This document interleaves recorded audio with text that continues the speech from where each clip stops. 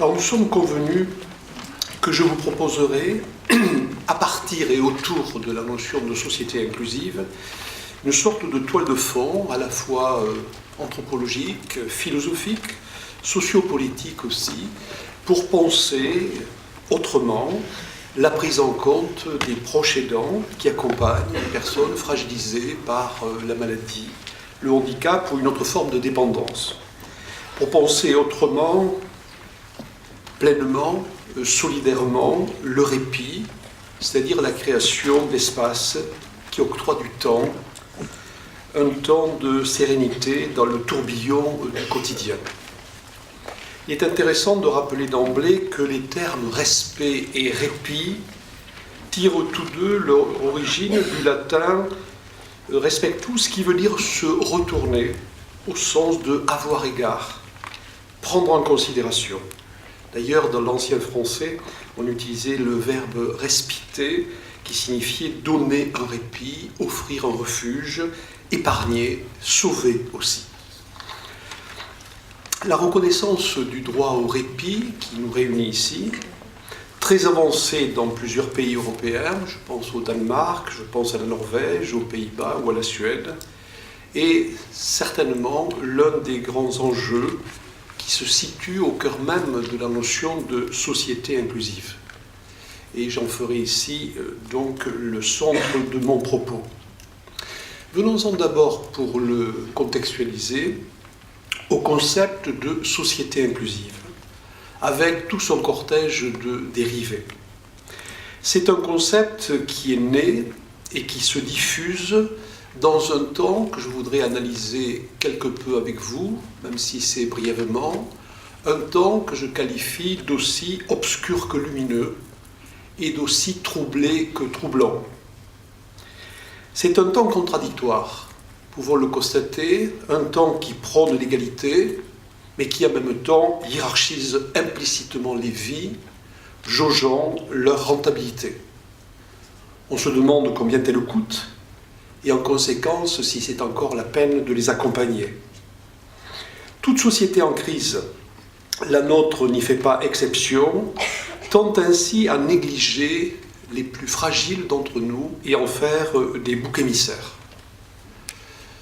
On le dit parfois, il faut accepter, nous traversons une crise économique, nous devons aller de l'avant, ça exige des choix difficiles.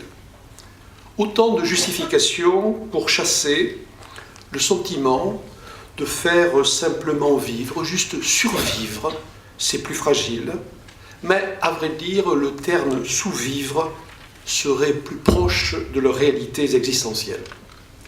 Et je songe ici particulièrement aux familles en difficulté de concilier leur vie personnelle, leur vie professionnelle et toutes les exigences inhérentes à leur responsabilité de surveillance, d'accompagnement et de soins. On mesure aisément, même si on ne le vit pas soi-même, eh bien, les résonances de leur fatigue physique, de leur épuisement psychologique sur leur état de santé, leur vie professionnelle et aussi leur vie sociale. C'est encore un temps ambigu parce que des progrès sans précédent dans le domaine scientifique, technique, de la connaissance de la vie, de l'univers, ont changé nos modes de vie. Mais pour autant, en dépit d'un consensus contre les exclusions, à l'encontre même d'un espoir séculaire de réduction des écarts, je vais le formuler ainsi, des îlots de commodité côtoient des océans d'empêchement. Ce que vivent les uns finit par apparaître étranger aux autres. Et les uns doivent expliquer longuement leurs besoins, leurs désirs, pour être peut-être compris. Il y faut, il y manque, une complicité amicale, sociétale, celle qui humanise la relation, soulage les contraintes et ouvre des possibles. C'est un temps paradoxal encore, qui affirme respecter la fragilité, et c'est elle qui nous rassemble ici, et qui en même temps la marginalise. Parce qu'il se perd dans des idéaux de puissance et la tentation de l'illimité, dans une sorte de mécanique sociale où l'homme économique fait régner une sorte de loi d'airain celle du marché, de la compétition, sans merci. Et je songe ici au transhumanisme ou au post-humanisme qui rêve d'un humain zéro défaut, tant dans ses capacités physiques que mentales, et qui ne reconnaît plus la maladie, le handicap, la dépendance, le vieillissement, la mort, comme immanente à l'humain. Les personnes les plus fragiles payent certainement un lourd tribut à ces dérives. C'est un temps ambivalent encore, où l'on parle abondamment d'accompagnement humain, tandis que les plus vulnérables continuent à vivre avec un sentiment de délaissement. Et je pense ici, bien sûr, aux personnes et à leurs proches aidants. Un sentiment de délaissement et aussi un sentiment d'insécurité dans une société pourtant apparemment de plus en plus sécurisée. Dans le domaine qui nous préoccupe, qu'est-il mis concrètement en œuvre? En un temps où, vous le savez, le domicile occupe une place toujours plus importante dans les parcours de soins pour permettre à ses proches aidants des temps, des lieux accessibles de répit, de pause, de ressourcement, d'accompagnement. C'est un temps encore équivoque qui développe une pensée de l'universel, mais qui ne cesse de s'égarer dans les particularismes et les communautarismes. Les événements meurtriers qui affectent aujourd'hui nos sociétés en attestent. La barbarie au nom de l'appartenance n'a décidément jamais dit son dernier mot. Un temps incertain, également, qui se veut indépendant d'esprit, mais qui s'assujettit de plus en plus à des normes souveraines mises en scène à grand bruit. En tout domaine, les exigences normatives ne cessent de croître, oubliant tout simplement une réalité que notre humanité commune est une infinité de singularités, de fragilités, d'inflexions, de crises. Un temps indécis qui dit faire place à la diversité, mais on le voit bien, ceux qui, de par leur manière d'être au monde, n'entrent pas dans les cadres usuels de reconnaissance, eh bien cela se voit plus ou moins exclu de la photographie de famille. Une sorte de normalité, de conformité à un grand modèle qui se veut absolu, mais qui finalement n'est qu'une illusion, une croyance qui se pense raison. Alors on se demande, mais comment peut-on normaliser les anormaux? Comment peut-on reconnaître les non reconnaissables? Où pourrait-on ranger les dérangés? Où pourrait-on caser les incasables? C'est un temps désarmant encore, qui parle de différence, mais qui rêve d'un ordre, quitte à nier la réalité du vivant et ses fragilités substantielles dont je viens de parler. Un ordre fantasmé qui induit une sorte de processus de particularisation. Les personnes les plus fragiles, fragilités liées à la maladie, au handicap, toute forme de dépendance, seraient des personnes toutes différentes. On finit par les imaginer autres par nature. Et on se dit, bon, elles sont à part, elles sont dépourvues de ceci, elles n'ont pas besoin de cela, elles n'éprouvent pas les mêmes désirs, les mêmes douleurs, les mêmes souffrances que les autres. En tout état de cause, on les imagine trop dissemblables pour faire communauté avec les autres, qui, convaincus de représenter la norme, s'accommodent tout à fait de cette dichotomie. Alors avec des justifications diverses, on entretient la différence, on l'amplifie, on l'absolutise, et ça finit par créer des barrières infranchissables. Et on le sait, ça ouvre la porte à des idéologies et à des pratiques différentialistes et séparatistes. On est loin ici d'une optique inclusive qui ambitionne de pallier les inégalités de nature et de situation pour créer un vivre ensemble à partir d'une condition commune liée à la fragilité. J'ai coutume de le dire, notre seul lien natif, c'est d'être fragile ensemble. Cette fragilité nous réunit et la force nous divise. Cette coupure entre les mondes est une coupure qui m'apparaît oppressante et oppressive. On peine à s'en déprendre et c'est certainement un des défis essentiels de notre temps. Cette analyse brève montrait les courants divergents qui traversent nos sociétés. Eh bien, c'est dans ce temps ambigu, contradictoire, équivoque, que le concept de société inclusive se diffuse dans le champ du handicap, de la maladie, de la dépendance, mais bien d'autres champs encore. Alors il faut se demander ensemble, est-ce que c'est une utopie? Est-ce que ça constitue au contraire une sorte de plus-value dont l'ensemble du corps social est appelé à se saisir? Est-ce que ça marque un moment particulier dans notre conscience collective? Est-ce que ça constitue un changement de paradigme qui situerait à un niveau supérieur nos conceptions de la vie commune et également de nos pratiques? Qu'est-ce qu'il faut exactement en penser? Dans un ouvrage intitulé « La société inclusive, parlons-en », un ouvrage que j'ai réalisé en 2012, je crois, j'ai tenu à mettre comme sous-titre « Il n'y a pas de vie minuscule ». J'y reviendrai tout à l'heure. Alors ce concept se diffuse et il est loin de l'idée d'enfermement que peut contenir le terme inclusion, si nous l'utilisons. Quand on dit une inclusion d'un enfant à l'école, ça me paraît excessivement maladroit, en ce que l'idée d'inclusion renvoie à l'idée d'occlusion, d'enfermement, voire de réclusion. Le mot cloître, d'ailleurs, est né de ce terme. Il convient de lui préférer l'adjectif inclusif. Pourquoi? Tout d'abord parce qu'il s'oppose directement à exclusif, donc à exclusivité et donc à exclusion. Une exclusivité, c'est ce qui appartient uniquement à quelqu'un par privilège spécial et qui, à ce titre, n'admet aucun partage. Être inclusif ne consiste donc pas, dans une société, à faire entrer un élément prétendument extérieur et à le mettre dedans pour l'y enfermer en espérant qu'il se normalise. Ce n'est pas cela. Être inclusif, ce n'est pas faire de l'inclusion pour corriger a posteriori les dommages des iniquités et des ostracismes.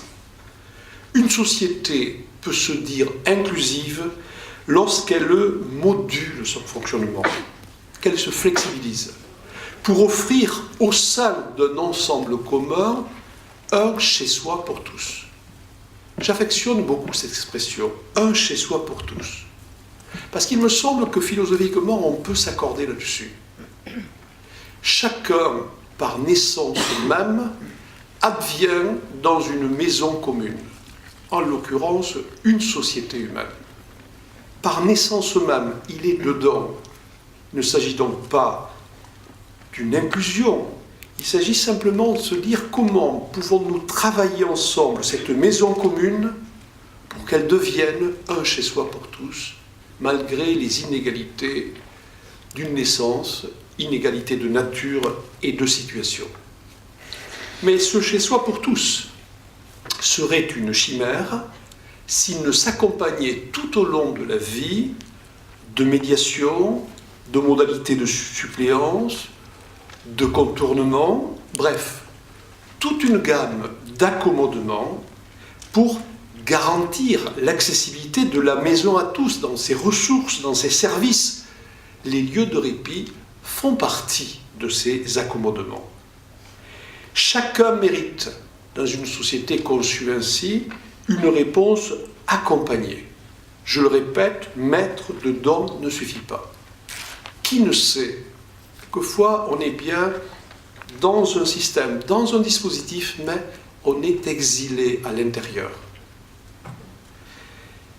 Qu'ils soient donc architecturaux, qu'ils soient donc sociaux, qu'ils soient donc éducatifs, pédagogiques, les plans inclinés sont universellement profitables. Ce qui est facilitant pour les uns et bénéfique pour les autres. Et à mes yeux, les temps et les lieux de répit font partie de ces plans inclinés pour faciliter la vie à l'intérieur de la maison. Alors la notion de société inclusive, ainsi posée comme nouveau cadre de pensée sociale, interroge puissamment notre forme culturelle, où, je l'ai dit, on tend à scotomiser la maladie, le handicap et autres formes de fragilité.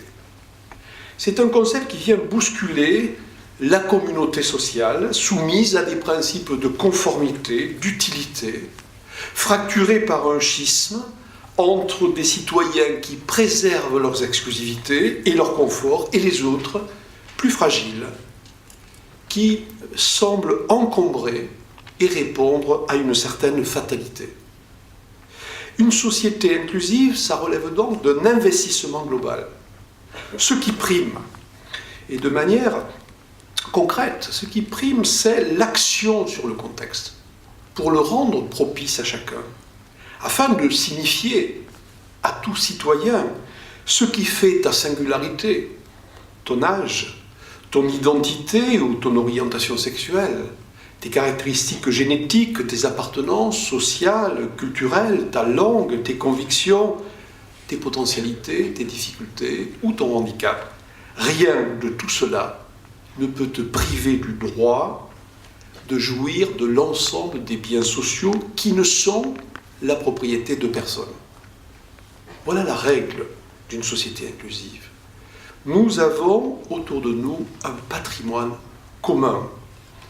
Partant, sur quel fondement une société ainsi conçue, comme chez soi pour tous, finalement peut-elle reposer? Et de manière simplifiée et métaphorique, je compare cette société donc à une maison, un édifice à bâtir ensemble. Et 5 piliers, autant de principes ou d'axiomes, eh bien, servent d'appui à cette maison. Premier pilier, je le considère comme le pilier porteur, ça conduit donc à souligner la question du patrimoine commun. Je le formule ainsi, nul n'a l'exclusivité du patrimoine humain et social. Il ne suffit pas, on le sait, de vivre sur un même territoire pour se sentir appartenir à sa communauté, en faire partie. Il faut pouvoir en partager le patrimoine. Or, on le sait, de nombreuses personnes fragilisées par la maladie, le handicap, la dépendance, et souvent leurs proches se voient privés d'accès à la totalité du patrimoine. Je formulerai à partir de là quelques remarques qui fondent de manière essentielle ce que je viens d'affirmer. Une société ne peut se concevoir comme un club dont certains membres pourraient s'accaparer l'héritage social pour en jouir de manière exclusive et justifier, afin de le maintenir, un ordre qu'ils définissent eux-mêmes. Non, une société n'est pas non plus un cercle réservé à certains affiliés qui signifieraient à d'autres: si vous étiez comme nous, vous auriez les mêmes droits. Donc, dans une société, il n'y a pas de carte de membre à acquérir. Il n'y a pas de droit d'entrée à acquitter. Il n'y a pas de débiteur et il n'y a pas de créancier. La règle d'une société inclusive, c'est que chacun est héritier de ce que notre société a de meilleur et de plus noble. C'est un patrimoine commun qui appelle un cheminement collectif. Et personne n'a l'apanage de prêter, de donner ou de refuser ce qui appartient à tous. Je songe ici à ce moment qui, lors d'une conférence, disait « Moi, je n'ai de cesse que de remercier ceux qui ont bien voulu accepter mon enfant. » En l'occurrence, c'était l'école. Je me disais, en entendant ces propos, comment cette maman, déjà culpabilisée certainement, eh bien, vous voyez, culpabilisée à nouveau, parce qu'on a essayé d'être fragile ensemble. Cette fragilité nous réunit et la force nous divise. Cette coupure entre les mondes est une coupure qui m'apparaît oppressante et oppressive. On peine à s'en déprendre et c'est certainement un des défis essentiels de notre temps. Cette analyse brève montrer les courants divergents qui traversent nos sociétés. Eh bien, c'est dans ce temps ambigu, contradictoire, équivoque, que le concept de société inclusive se diffuse dans le champ du handicap, de la maladie, de la dépendance, mais bien d'autres champs encore. Alors il faut se demander ensemble, est-ce que c'est une utopie ? Est-ce que ça constitue au contraire une sorte de plus-value dont l'ensemble du corps social est appelé à se saisir ? Est-ce que ça marque un moment particulier dans notre conscience collective ? Est-ce que ça constitue un changement de paradigme qui situerait à un niveau supérieur nos conceptions de la vie commune et également de nos pratiques ? Qu'est-ce qu'il faut exactement en penser ? Dans un ouvrage intitulé « La société inclusive, parlons-en », un ouvrage que j'ai réalisé en 2012, je crois, j'ai tenu à mettre comme sous-titre « Il n'y a pas de vie minuscule ». J'y reviendrai tout à l'heure. Alors ce concept se diffuse et il est loin de l'idée d'enfermement que peut contenir le terme inclusion, si nous l'utilisons. Quand on dit une inclusion d'un enfant à l'école, ça me paraît excessivement maladroit, en ce que l'idée d'inclusion renvoie à l'idée d'occlusion, d'enfermement, voire de réclusion. Le mot cloître, d'ailleurs, est né de ce terme. Il convient de lui préférer l'adjectif inclusif. Pourquoi ? Tout d'abord parce qu'il s'oppose directement à exclusif, donc à exclusivité et donc à exclusion. Une exclusivité, c'est ce qui appartient uniquement à quelqu'un par privilège spécial et qui, à ce titre, n'admet aucun partage. Être inclusif ne consiste donc pas, dans une société, à faire entrer un élément prétendument extérieur et à le mettre dedans pour l'y enfermer en espérant qu'il se normalise. Ce n'est pas cela. Être inclusif, ce n'est pas faire de l'inclusion pour corriger a posteriori les dommages des iniquités et des ostracismes. Une société peut se dire inclusive lorsqu'elle module son fonctionnement, qu'elle se flexibilise, pour offrir au sein d'un ensemble commun un chez-soi pour tous. J'affectionne beaucoup cette expression, un chez-soi pour tous, parce qu'il me semble que philosophiquement on peut s'accorder là-dessus. Chacun, par naissance même, advient dans une maison commune, en l'occurrence une société humaine. Par naissance même, il est dedans.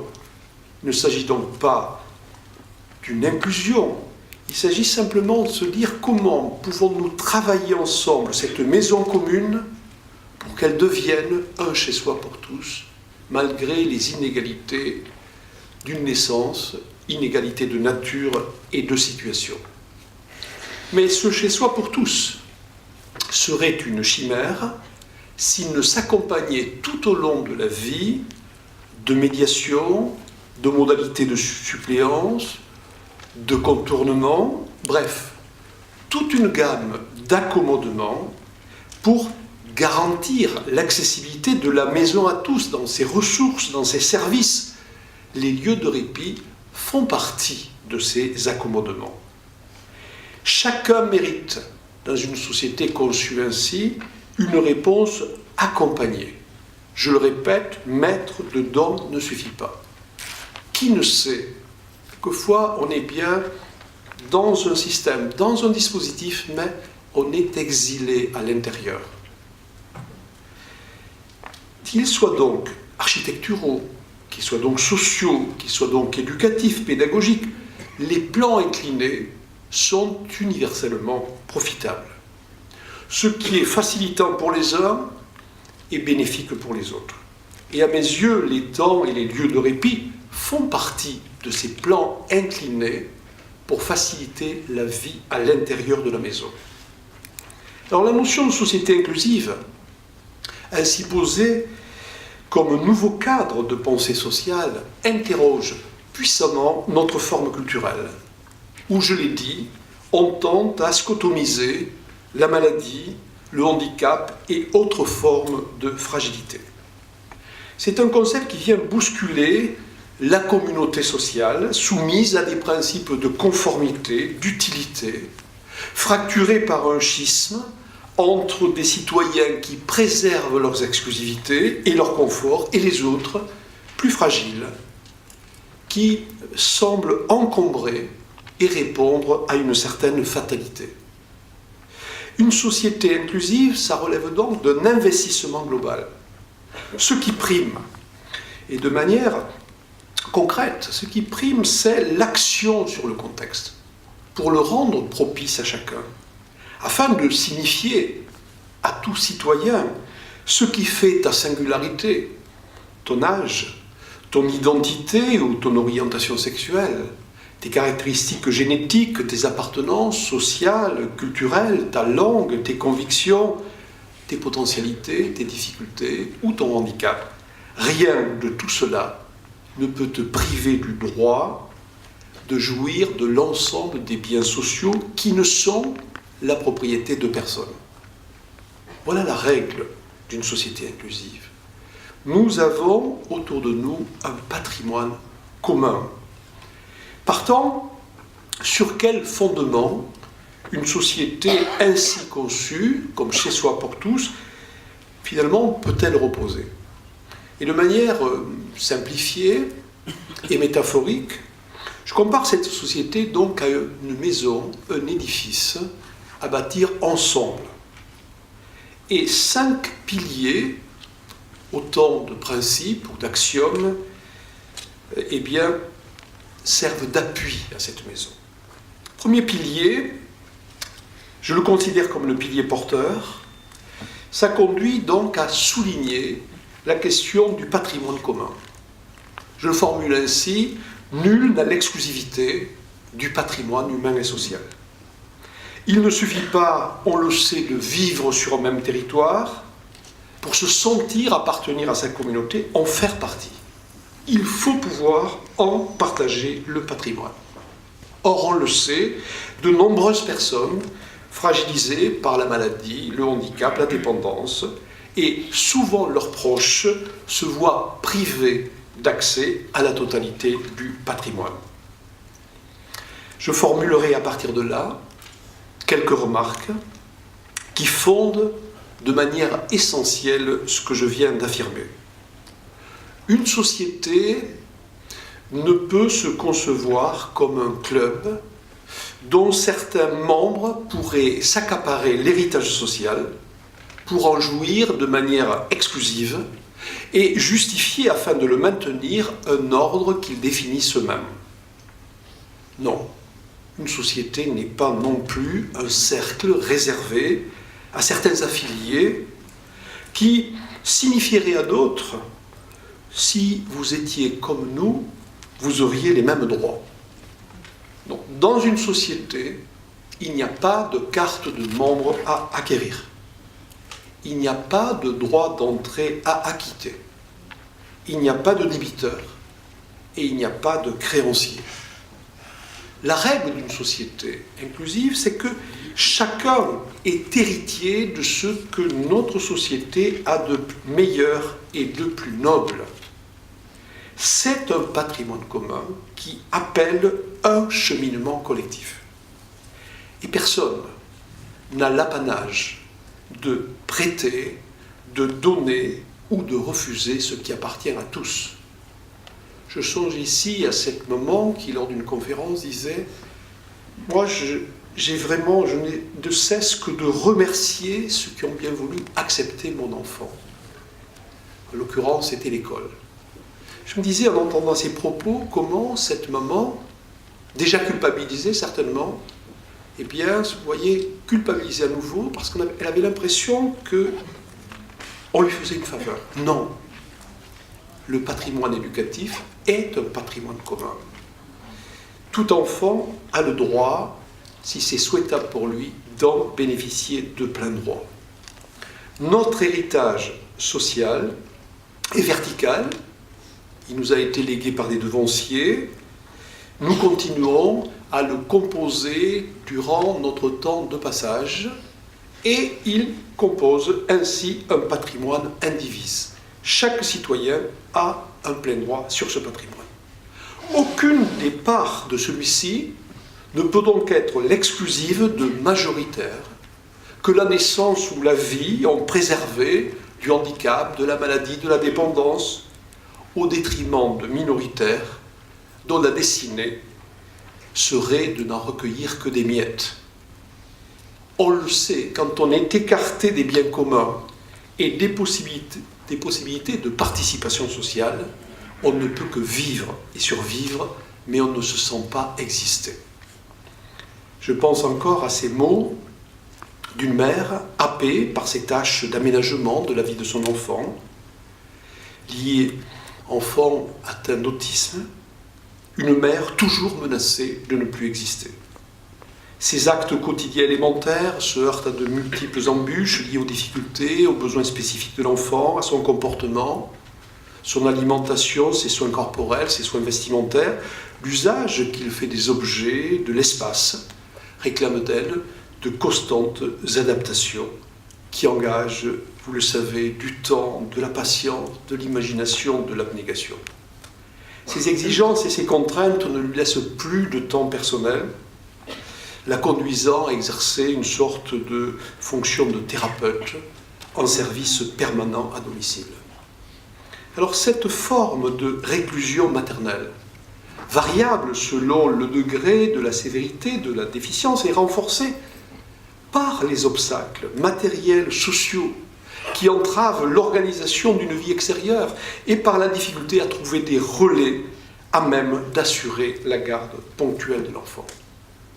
Qui ne sait que la responsabilité parentale constitue sans nul doute la plus engageante, la plus difficile qui incombe à des êtres humains, mais celle de ceux qui accompagnent une personne fragile est plus délicate et complexe encore. Elle n'exige pas simplement du temps et du courage, il faut qu'ils se battent encore sur tous les fronts, avec les médecins, les éducateurs, les enseignants, les rééducateurs, les administrations et les autres. Je crois que sans vivre soi-même ces situations-là, c'est d'abord ce qu'il importe de comprendre, pour renouer d'abord les fils d'une communication et se mettre en mesure de créer un environnement de soutien ajusté à ses besoins que l'on finit par ne plus voir et entendre. L'idée de société inclusive tourne donc le dos à toute forme de captation patrimoniale qui accroît de fait le nombre de personnes empêchées de bénéficier sur la base de l'égalité avec les autres de droits communs. L'idée de société inclusive combat la dérive amenant à donner davantage aux déjà possédants et des parts réduites à ceux qui, ayant le moins, nécessiteraient le soutien le plus affirmé. Deuxième pilier d'une société inclusive, c'est celle qui remet en cause la hiérarchisation des vies. J'ai dit que j'avais tenu à faire de mon ouvrage, donc à faire comme sous-titre de mon ouvrage « Il n'y a pas de vie minuscule ». Cela renvoie à cela. Ça me paraît très important. Évidemment, on peut passer au large de cette réalité, mais elle est là, présente. On a l'impression parfois que les vies sont classées. Il y aurait des vies minuscules et des vies majuscules. Des vies à l'endroit et des vies à l'envers. Des vies éminentes et des vies insignifiantes, des vies infra-humanisées. Non, cette vision est bien sûr illusoire. Une seule humanité, dépositaire d'une condition universelle, entre un plus et un moins, entre infime et infini, entre un meilleur et un pire, entre résistance et fléchissement.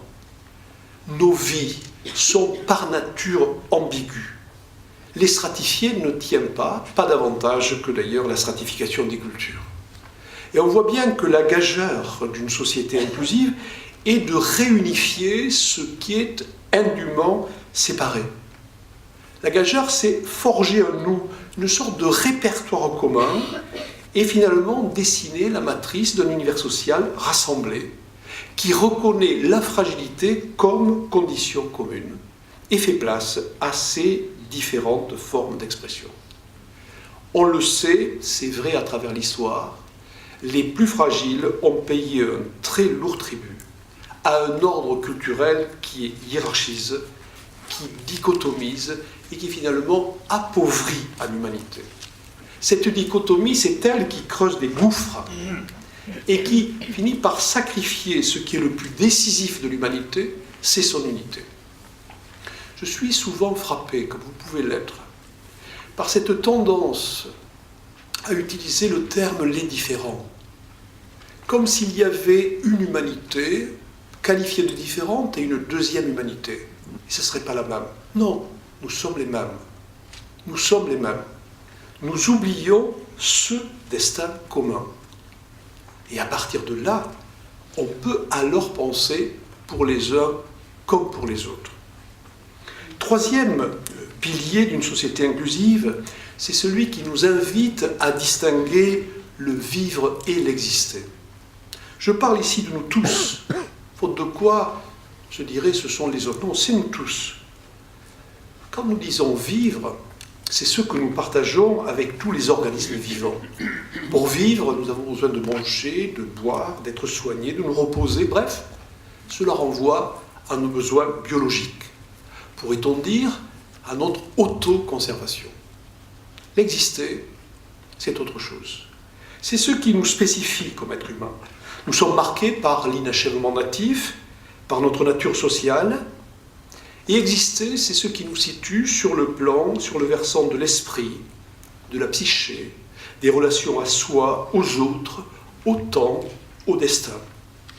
Et surtout, ce qui renvoie à notre besoin de reconnaissance.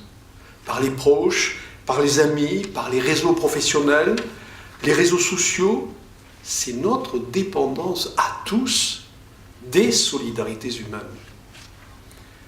Notre possibilité de devenir membre d'un groupe, de nous impliquer dans notre société d'appartenance. Victor Hugo avait cette belle phrase, il disait « c'est par le réel que l'on vit, et c'est par l'idéal que l'on existe ». Eh bien, je crois que la plus cruelle des exclusions, c'est de vivre sans exister.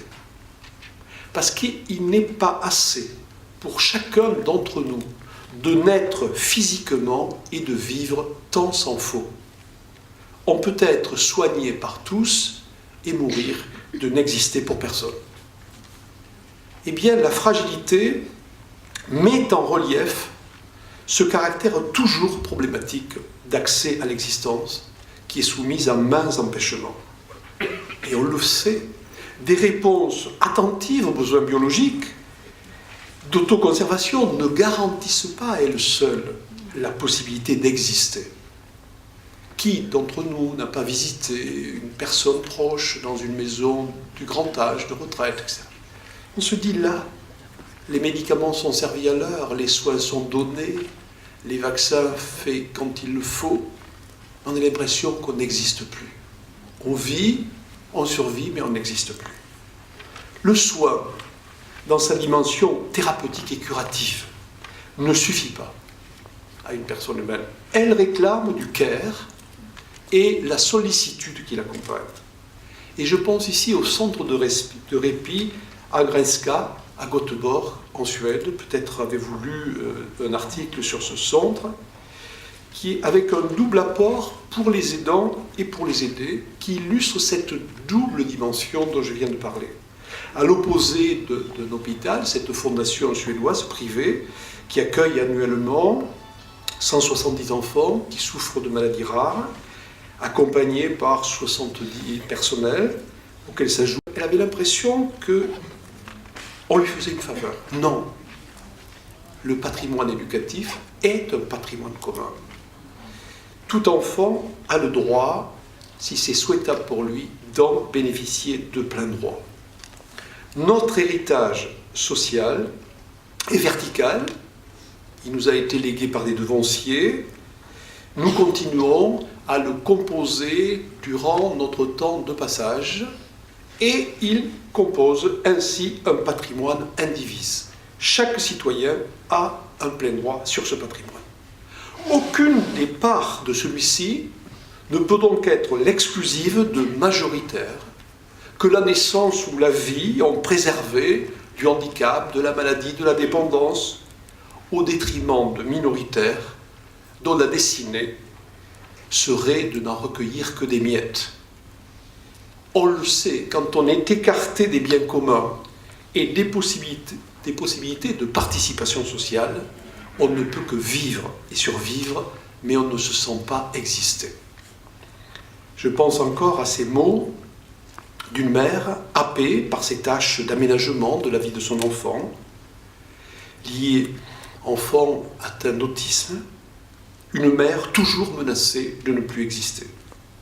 Ses actes quotidiens élémentaires se heurtent à de multiples embûches liées aux difficultés, aux besoins spécifiques de l'enfant, à son comportement, son alimentation, ses soins corporels, ses soins vestimentaires, l'usage qu'il fait des objets, de l'espace, réclame d'elle de constantes adaptations qui engagent, vous le savez, du temps, de la patience, de l'imagination, de l'abnégation. Ces exigences et ces contraintes ne lui laissent plus de temps personnel, la conduisant à exercer une sorte de fonction de thérapeute en service permanent à domicile. Alors cette forme de réclusion maternelle, variable selon le degré de la sévérité de la déficience, est renforcée par les obstacles matériels, sociaux, qui entravent l'organisation d'une vie extérieure et par la difficulté à trouver des relais à même d'assurer la garde ponctuelle de l'enfant. Qui ne sait que la responsabilité parentale constitue sans nul doute la plus engageante, la plus difficile qui incombe à des êtres humains, mais celle de ceux qui accompagnent une personne fragile est plus délicate et complexe encore. Elle n'exige pas simplement du temps et du courage, il faut qu'ils se battent encore sur tous les fronts, avec les médecins, les éducateurs, les enseignants, les rééducateurs, les administrations et les autres. Je crois que sans vivre soi-même ces situations-là, c'est d'abord ce qu'il importe de comprendre, pour renouer d'abord les fils d'une communication et se mettre en mesure de créer un environnement de soutien ajusté à ses besoins que l'on finit par ne plus voir et entendre. L'idée de société inclusive tourne donc le dos à toute forme de captation patrimoniale qui accroît de fait le nombre de personnes empêchées de bénéficier sur la base de l'égalité avec les autres de droits communs. L'idée de société inclusive combat la dérive amenant à donner davantage aux déjà possédants et des parts réduites à ceux qui, ayant le moins, nécessiteraient le soutien le plus affirmé. Deuxième pilier d'une société inclusive, c'est celle qui remet en cause la hiérarchisation des vies. J'ai dit que j'avais tenu à faire de mon ouvrage, donc à faire comme sous-titre de mon ouvrage « Il n'y a pas de vie minuscule ». Cela renvoie à cela. Ça me paraît très important. Évidemment, on peut passer au large de cette réalité, mais elle est là, présente. On a l'impression parfois que les vies sont classées. Il y aurait des vies minuscules et des vies majuscules.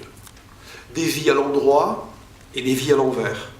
Des vies éminentes et des vies insignifiantes, des vies infra-humanisées. Non, cette vision est bien sûr illusoire. Une seule humanité, dépositaire d'une condition universelle, entre un plus et un moins, entre infime et infini, entre un meilleur et un pire, entre résistance et fléchissement.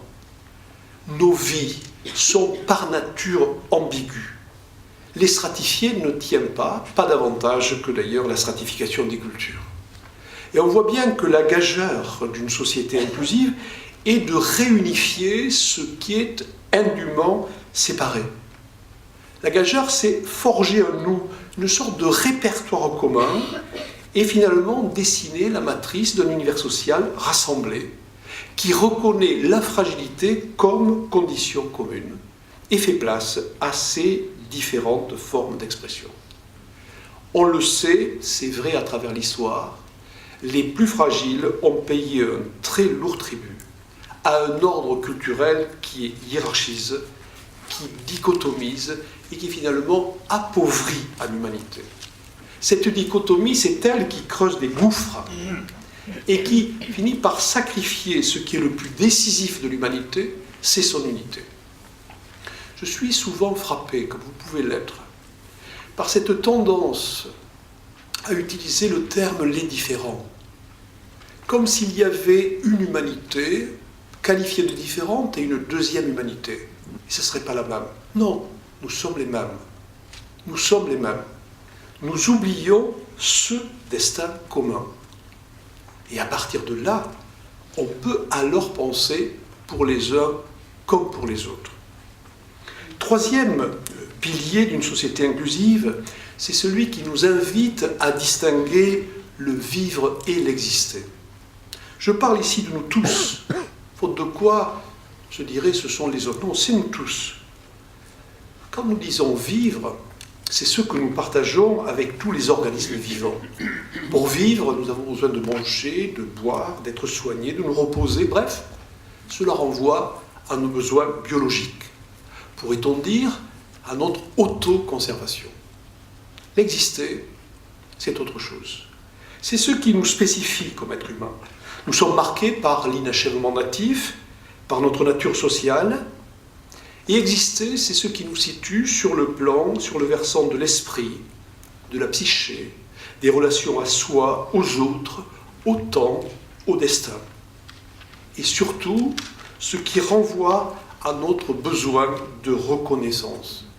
Par les proches, par les amis, par les réseaux professionnels, les réseaux sociaux, c'est notre dépendance à tous des solidarités humaines.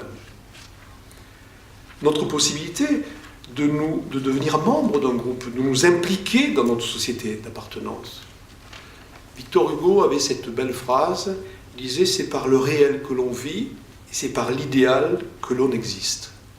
Eh bien, je crois que la plus cruelle des exclusions, c'est de vivre sans exister. Parce qu'il n'est pas assez pour chacun d'entre nous de naître physiquement et de vivre tant s'en faut. On peut être soigné par tous et mourir de n'exister pour personne. Eh bien, la fragilité met en relief ce caractère toujours problématique d'accès à l'existence qui est soumise à maints empêchements. Et on le sait, des réponses attentives aux besoins biologiques d'autoconservation ne garantissent pas à elles seules la possibilité d'exister. Qui d'entre nous n'a pas visité une personne proche dans une maison du grand âge, de retraite, etc. On se dit là, les médicaments sont servis à l'heure, les soins sont donnés, les vaccins faits quand il le faut, on a l'impression qu'on n'existe plus. On vit, on survit, mais on n'existe plus. Le soin, dans sa dimension thérapeutique et curative, ne suffit pas à une personne humaine. Elle réclame du care et la sollicitude qui l'accompagne. Et je pense ici au centre de répit à Grenska, à Göteborg, en Suède. Peut-être avez-vous lu un article sur ce centre, qui est avec un double apport pour les aidants et pour les aidés, qui illustre cette double dimension dont je viens de parler. À l'opposé d'un hôpital, cette fondation suédoise privée, qui accueille annuellement 170 enfants qui souffrent de maladies rares, accompagnés par 70 personnels auxquels s'ajoute. C'est un centre de répit qui inclut différentes ressources susceptibles de favoriser l'autonomie, le bien-être, la santé des enfants, de leurs proches, ceux qui s'occupent d'eux, tout en reconnaissant leur expertise c'est-à-dire des gens qui ont un savoir de l'intérieur. Eh bien, le sentiment d'exister repose bien sur l'expression, la prise en compte d'une expérience de désir qui ne sont pas un luxe pour ceux qui n'auraient pas de besoins spéciaux, dit-on. Oui, la prise en compte des désirs, des projets, n'est pas un privilège exclusif. Les personnes qui vivent des fragilités, leurs proches, ne sont pas simplement des nécessiteux. On ne peut pas les cantonner à cela, comme s'ils étaient assimilés à leur servitude. Les désirs, les projets ne sont pas superflus. On se dit parfois, écoutez, on leur donne des allocations, on leur permet de vivre, on les aide de temps en temps, est-ce que ce n'est pas suffisant? On tend, on voit bien, à négliger quelquefois ce qui fait des autres des êtres de désir, de projet, de passion, de volonté, de goût, d'opinion, d'aspiration, de peur, d'élan vitaux, d'accablement, d'idéaux et de rêves, si longtemps contraints, si tenus au secret par obligation qu'ils finissent par se perdre. Eh bien, une société inclusive ne défend pas simplement le droit de vivre, mais celui d'exister.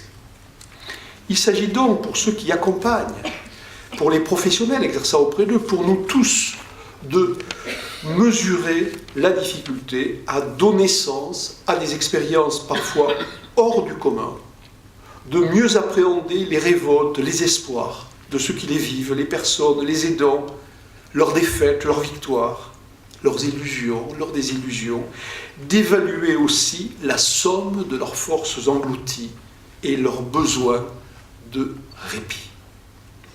Les accompagner vers des temps, des lieux de repos, c'est leur permettre de retrouver du souffle, c'est leur permettre de réapprendre des libertés. Dernièrement, une intervenante à Valence, une journée qui voisinait avec ce thème du jour, disait finalement, répit, ça renvoie à plage, plage de répit, avec l'idée de la mer, d'horizons ouverts qui permettent de ne pas étouffer sous le poids du quotidien, de se régénérer, une sorte d'échappée belle hors du cadre habituel. Mais vous le savez, hein, la demande de répit n'est pas naturelle en soi. Elle peut être entravée par des phénomènes d'autocensure, des culpabilités. Hein. Est-ce que ce n'est pas à nous à nous occuper de cette personne? Eh bien, il faut reconnaître aussi ces tensions. Elles ne sont pas évidemment répréhensibles. Quatrième pilier d'une société inclusive, il amène à s'interroger sur la question de la norme et de la conformité. La visée inclusive vient en quelque sorte contrecarrer une sorte de centrifugeuse culturelle qui renvoie dans nos sociétés en périphérie tous ceux dont l'existence vient déconstruire les modèles et les archétypes dominants. La visée inclusive remet en cause l'exclusivité de normes culturellement construites au cours du temps et des cultures, et finalement des normes qui sont imposées par ceux qui se conçoivent comme la référence de la conformité. Je l'exprimerai ainsi, l'exclusivité de la norme, c'est personne, et la diversité, c'est tout le monde. La signification d'une société inclusive se dévoile donc par le plein droit qu'elle offre à la diversité des silhouettes humaines, des situations que les humains rencontrent et de leur mode d'être au monde. Elle se caractérise finalement par la capacité collective à conjuguer des singularités sans jamais les essentialiser. Bien sûr, ces singularités sont parfois désarmantes, mais elles ont pleine place dans un tout qui permet à chacun de se différencier et de différer. À cause de la norme, chacun peut le constater, on se fait parfois, sans en avoir conscience, l'assassin de l'identité des personnes fragilisées par la maladie, le handicap, la dépendance, et aussi de leurs aidants. Ils espèrent une société sans oubliettes, ni grilles. Ils attendent des courbes et des chemins ondulants, et nous leur offrons souvent des espaces sociaux trop carrés, figés, clos. Et nous sortons difficilement dans notre culture d'une vision de lieux qui seraient spécialisés, de territoires séparés, qui conduisent finalement à une existence à part. Dernier pilier d'une société inclusive avec lequel je conclurai, il induit un questionnement sur la notion d'équité. Notion d'équité qui renvoie à la problématique de la refondation de la justice sociale, de l'égalité formelle et de l'égalité réelle, et des conditions de l'exercice effectif de l'équité. Quand nous parlons d'équité, nous ne parlons pas d'égalité. Là aussi, on peut s'accorder très facilement sur ce point. Nous naissons tous dans l'inégalité. Je dirais que l'un des moments les plus inégalitaires d'une vie, c'est la naissance. Nous naissons quelque part, dans un pays confortable ou un pays qui l'est moins, dans une famille qui nous porte ou une famille qui nous entrave, avec un potentiel du corps ou de l'esprit très variable. Nous naissons dans l'inégalité de nature et de situation. Le principe d'équité n'est donc pas synonyme d'égalité. Le principe d'équité consiste justement à agir de façon modulée selon les besoins, les vies singulières, pour pallier ces inégalités de nature ou de situation. Et je crois que ce droit au répit est une de ces mesures équitables qui viennent pallier ces inégalités de situation. Pourquoi ? Parce que les êtres humains et ceux qui vivent ne sont pas des copies conformes à un modèle unique reproduit en millions d'exemplaires interchangeables. Leur égalité qualitative n'induit pas la similarité de ce qu'ils sont et de ce qu'ils vivent. Et en situation de grande fragilité ou non, chacun a le droit inconditionnel à être singulier et à réaliser sa singularité. Et ça n'autorise pas de traitement inégalitaire. Une société humaine n'est rien sans ces conditions d'équité. Le droit au répit en fait partie. Et je crois que la négation de ces singularités liées au milieu, aux circonstances de la vie, entrave la justice en termes d'exigence d'équité. Les différentes formes de fragilité exigent donc d'accommoder les ressources ordinaires en matière de santé, de bien-être, d'éducation, de sécurité économique et sociale, et ils permettent ainsi, d'articuler le singulier, l'universel, le divers et le commun. Vous l'avez perçu, être inclusif n'est donc pas faire de l'inclusion.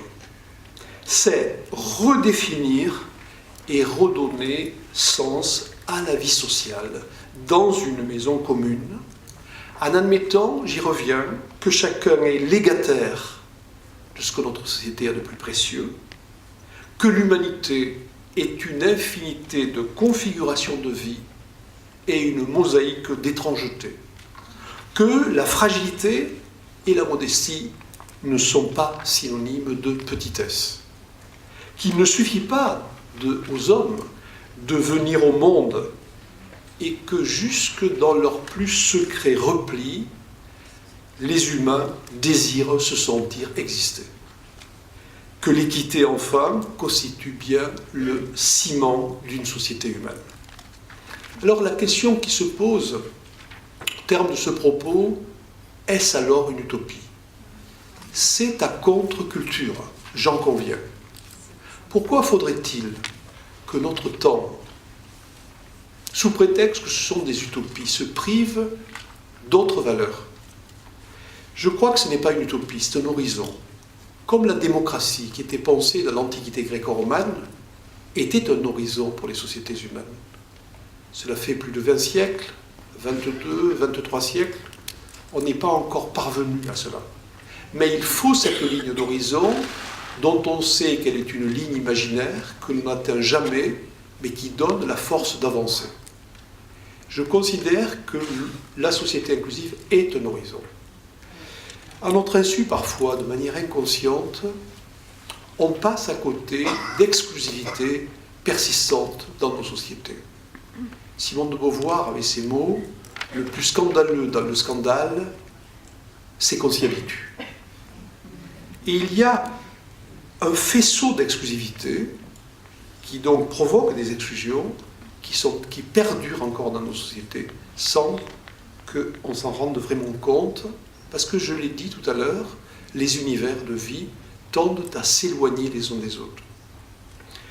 Tous les rapports et recommandations des essences nationales, internationales, appuient cette mutation que toute société est mise au défi d'effectuer. Ils demandent au gouvernement de reconsidérer les politiques, les programmes, qu'ils soient sociaux, économiques, de revoir les dispositions prises pour le respect et l'application des lois, en danger de devenir des rites incantatoires, de cerner les obstacles et de planifier des actions susceptibles de réduire ou de supprimer ces obstacles. Le mouvement est là, l'horizon est tracé. Mais j'ai commencé par cela et je termine par cela. J'ai montré aussi les mouvements divergents dans nos sociétés que j'ai qualifiés d'aussi troublés que troublantes, obscures que lumineuses. Mais pour aller plus loin, je le redis en dernier mot, pour aller plus loin, pour aller plus haut, nul doute que nos sociétés ont besoin de valeurs fortes et partagées. L'enjeu est de taille. Il est clair que la transformation des esprits et des pratiques prend beaucoup de temps, chacun le sait, mais la nécessité est là. Il nous faut amender la terre pour permettre un accomplissement. Et je crois que pire que l'indignation est la résignation. Pire que les éclats de voix sont l'habitude et l'indifférence. Et j'emprunte pour terminer ces derniers mots à Michelet, dont on connaît, Jules Michelet, dont on connaît la tendresse pour l'humanité. Michelet se plaisait à dire: si tous les êtres, les plus humbles, les plus fragiles, n'entrent pas dans la cité, je préfère rester dehors. Je vous remercie.